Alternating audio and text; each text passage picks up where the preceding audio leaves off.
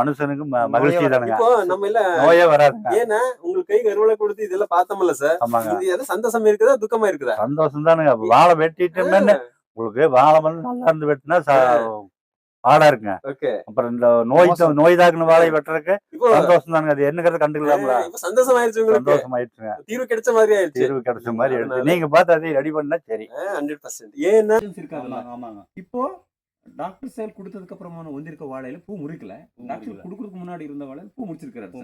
அப்ப sir doctor செயல் இங்க அப்ளிகேஷன் கொடுக்கறதுக்கு முன்னாடி இருந்த வாழை தரம் எப்படி இருந்தது சார்? தரமா தான் 9 சீப் வந்திருக்குது. Okay sir. எல்லாமே அந்த காம்பு சைஸ் கம்மி தான். ஆனா தாரு லென்த் கம்மி. ஓகே.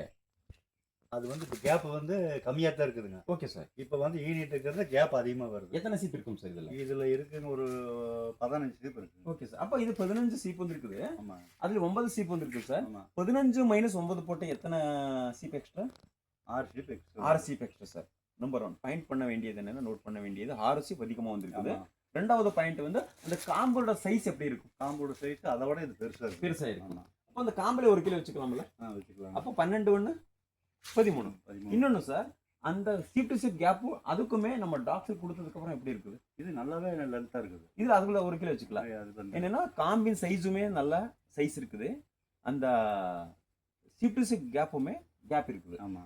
அப்போ அந்த காம்பின் சைஸ்லயுமே 1 கிலோ வச்சாலுமே அந்த சீப் டு சீப் கேப்ல 1 கிலோ வச்சாலுமே 2 கிலோ ஆச்சு. அப்போ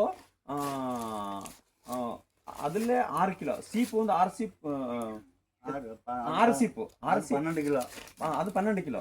இதுல வந்து 2 கிலோ 14 கிலோ. நான் கிளாரிட்டி சொல்ற விவசாயம் புரியுற மாதிரி இதுல 9 சீப்பு, இதுல வந்து 15 சீப்.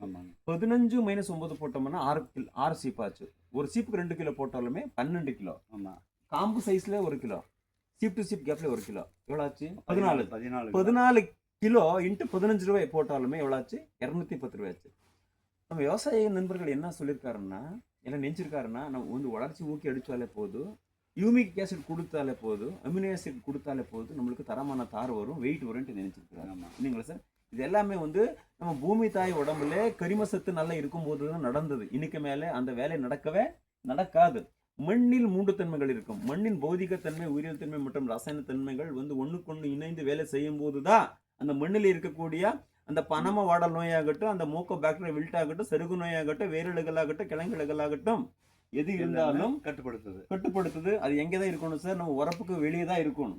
இல்லைங்களா? உரப்புக்கு வெளியே வந்துருச்சுன்னா